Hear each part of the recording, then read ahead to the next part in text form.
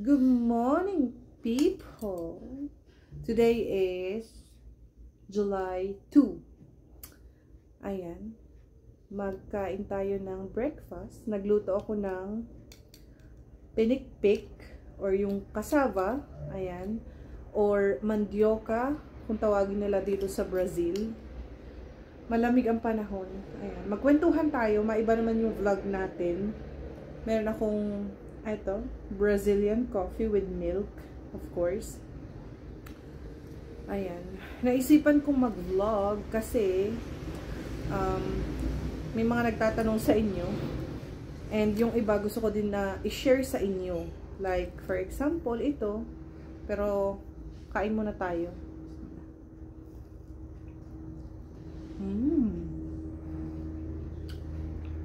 Sobrang sarap. Hindi nakakasawa. But anyway, 1 year na ako dito sa Brazil. And ngayon ko lang naisipang magluto nitong cassava. Guys, yung cassava dito or yung mandioca is nasa daily life ng mga Brazilian na.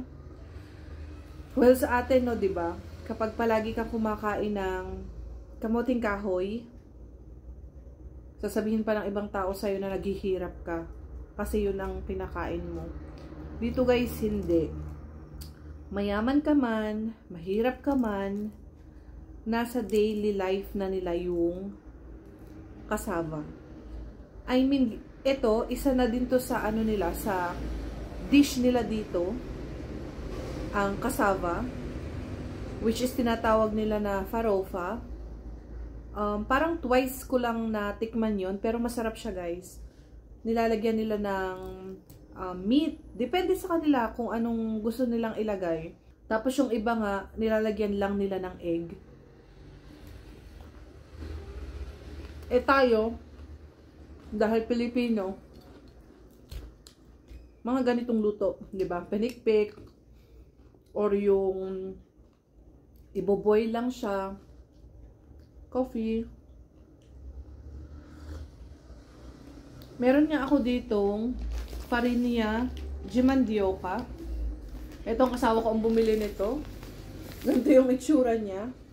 Medyo matagal na to dito sa amin. Siguro mga magwa 1 month na. And yan. Hindi ko pa nabubuksan kasi hindi ko alam kung paano siya lutuin. So yung mga nandito po sa Brazil, please help me. Comment down below kung paano nyo to niluluto. Ayan. Para naman hindi siya masayang, para maluto ko din. And yun. First time kong gumawa nito, na pinatikim ko si asawa and nagustuhan niya to ng sobra din. So, mura lang guys ang kilo dito ng kamuting kahoy. Ito siya. So, yun nga, 'di ba? Sobrang sarap nito. Gustong-gusto ko kapag yung nanay ko yung nagluluto nito, yung sa Pinas. Ay, grabe. Pair na pair talaga siya sa kape.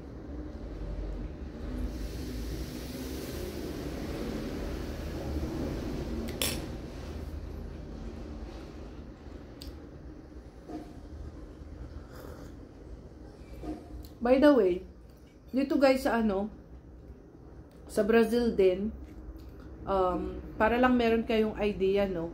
Hindi dito uso yung mga branded na damit, branded na shoes. Well, may mga tao pa rin na nagsusuot ng ganun. Pero, ito based on my experience lang ha. Dito, kahit anong suot mo guys. I mean, mapa-branded man yan, or fake man yan, or wala man yang brand. Hindi ka i-judge ng tao, hindi ka pagtitingin na ng tao. Baliwala. Mas ano nga sila dito eh. Yung mga fashion. So, ang karamihan dito guys is sobrang sexy talaga. As in, alam mo yun, parang nakabra lang sila and ng mga nakapekpek short. Ganun yung mga babae dito guys. Masyadong liberated. Hindi kagaya guys sa sa Pinas, no? Kapag nagsuot ka ng fake na Adidas, na Nike, fake na, yung mga branded, i-judge ka pa nila na, oh, ano ba yung suot mo? Naka-Adidas ka nga, fake naman. Diba may mga ganung tao sa atin? And, wag niyo ako i-bash guys ha, kung bakit kino-compare ko yung Brazil sa Pinas. Wala lang kasi naiisip ko lang ba na bakit ganun sa atin, no? And yun nga, ako kahit ganito, nakahijab ako, maybe you are wondering guys, dito sa place namin, is may mga Muslim, may masjid, ganyan. Kasi may mga nagtatanong sa inyo hanggang ngayon na may mga Muslim ba daw dito? Meron, marami, dito sa place namin. But then, yan nga, sabi ko nga sa inyo guys, sa mga ibang video natin, is napakalaki ng Brazil, 28 times ng laki ng Pinas. So, ayun. Yung state na kung saan nandito ako, which is Sao Paulo, 2 times ng laki ng, kagaya ng Egypt. Ayan. Basta i-search nyo na lang. As in, sobrang laki guys ng Brazil. So, ayun. Dito sa place namin is maraming ng Muslim, may masjid. Well, na-experience ko din guys kasi tumira kami sa malayong lugar, which is dun sa Presidente Prudente. Sao Paulo din siya, pero malayo siya from dito sa tinitirhan namin ngayon. And wala dun guys, Muslim. Or wala dong mga hijabi ako na nakikita. So doon guys is na-experience ko na pinagtitinginan ako ng tao. Kasi nga hijabi ako, wala dong Muslim.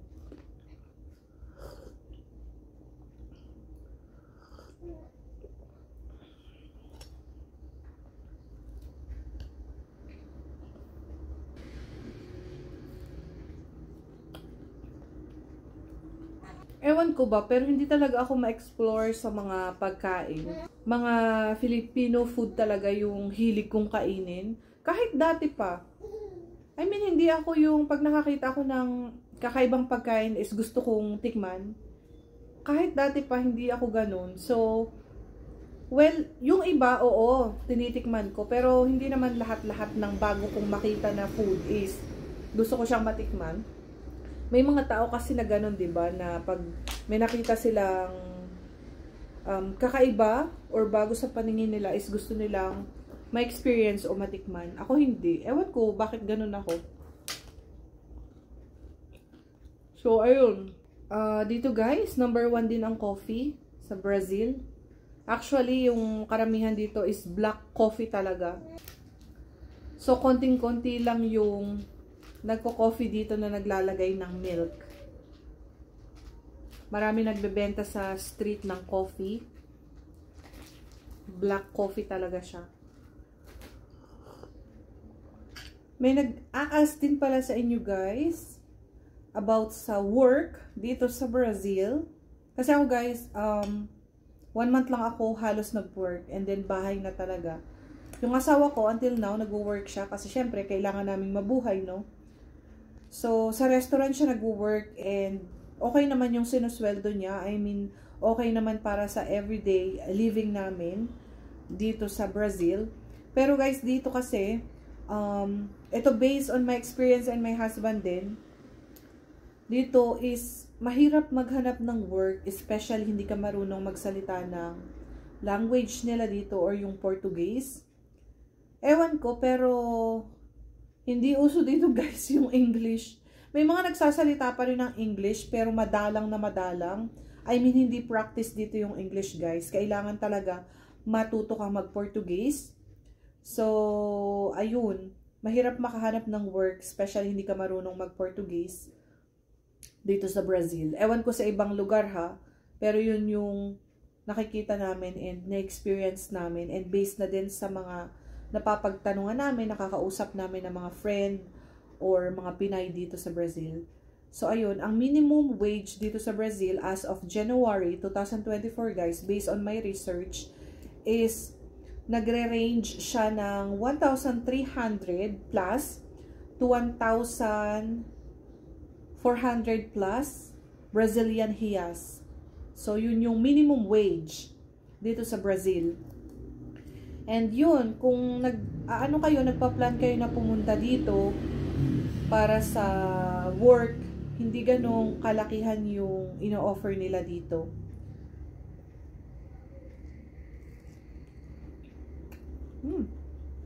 Kain tayo.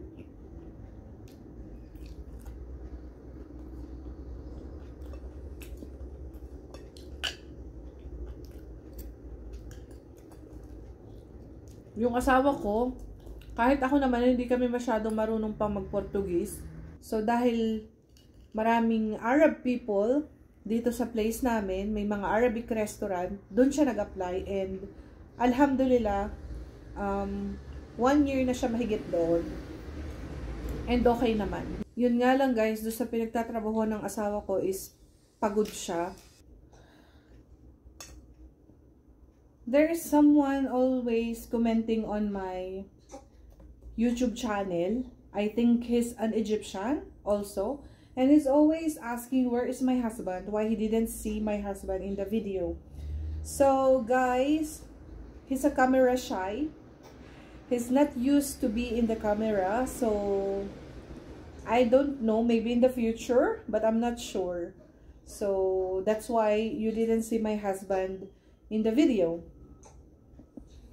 So that's it. May nagtatanong din pala sa inyo guys about sa anak ko kay Ali. And inshallah soon, makarating na din siya dito sa Brazil. More than 1 year ko na din na hindi nakakasama si Ali. And ayun, malapit na, inshallah, malapit na. Makakapunta na rin siya dito.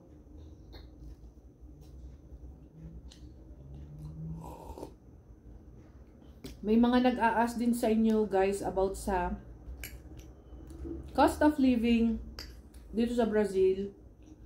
Depende rin guys kung saang place kayo nandun.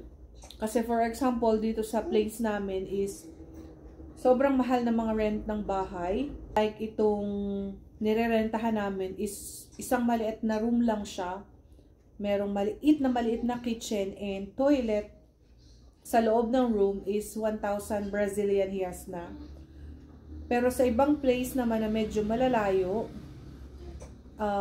yung 1,000 reais mo is malaking or ano na siya, bahay na siya na may 1 room, ganun, or may sala, ganun. So, depende sa place, guys. Siguro kung nandito kayo sa place namin, malapit kami sa Bryce ba or Bras? I'm not sure kung paano siya i-pronounce. Basta nandito kami malapit sa Bras, Sao Paulo, which is mahal yung mga upahan dito. And for example, kayo lang mag-asawa and meron kayong isang anak, siguro yung 3,000 Brazilian reais mo is enough na for 1 month nyo na gastusin. Kasama na dun yung rent sa bahay, internet nyo, tsaka yung food, daily life nyo in a month.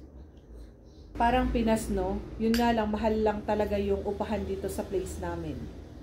Ang kagandahan nga lang dito sa naupahan namin, guys, is sobrang lapit lang namin sa metro.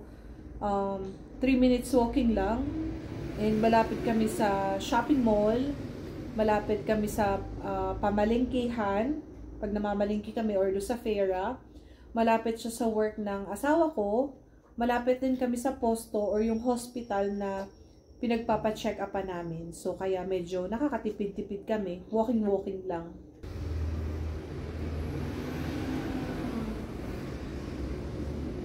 Marami pa lang nagme-message sa akin or yun nga, kinokontak ako sa Facebook, sa Messenger, eh nag-a-ask sila about dito sa Brazil.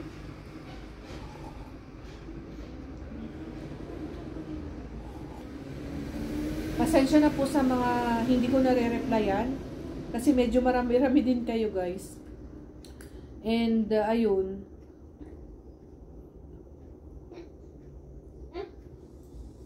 basta kung plan nyo na magpunta dito, magstay dito sa Brazil, okay din naman dito, guys. Yun nga lang, medyo hirap maghanap ng work. Pero kung mag-business ka naman dito, okay naman. Ang mga hospital dito, guys, yung mga government hospital dito is free lahat. Sa check-up, kahit ano pa man yan, sa gamot, sa laboratory, sa mga x-ray, lahat free dito as long as meron kang health card or yung SUS card. Tapos dito naman ang mga school dito, para magkaroon kayo ng idea, of course, meron ditong libre na paaral or libre na school. Of course, meron pa rin mga school na private, nga lang medyo pricey siya. Pero yun, depende sa inyo kung ano yung gusto nyo. Public or private, ganun. Nakakatuwa pa guys dito, based on sa sabi-sabi ng mga friend ko nga is, pakain dito ang mga bata, guys. Yun ng ibang school nga daw, open buffet daw yung kainan. I mean, free yun, ha? Free. So, san ka pa, diba? Sa Pinas, walang ganun. Tapos,